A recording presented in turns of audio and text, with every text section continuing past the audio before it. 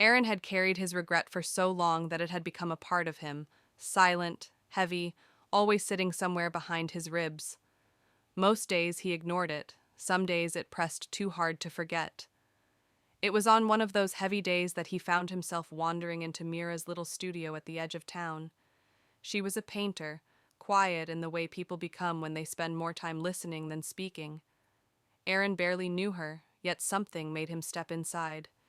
"You look like someone searching for something," she said gently, brush poised above a blank canvas.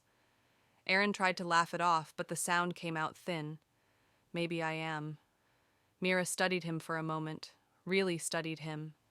Then she pointed to a worn wooden stool near the window. "Sit! Let me show you something." Before he could object, she began to paint. Her strokes were slow, deliberate, almost ceremonial.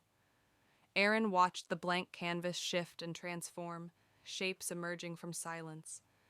When she stepped aside, he froze. It was him.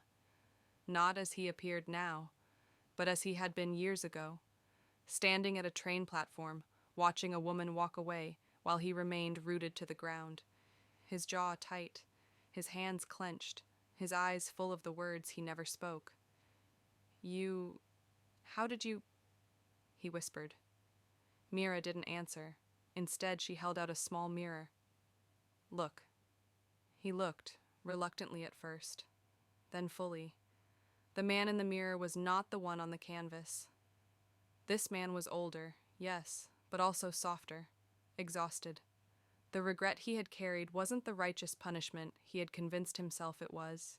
It was simply grief he had refused to name. "She didn't leave because you were unworthy," Mira said quietly. "She left because you never let her see who you truly were. You were too busy trying to be perfect." Aaron swallowed, feeling something crack and loosen inside his chest. "She wanted honesty," Mira continued. "You gave her fear."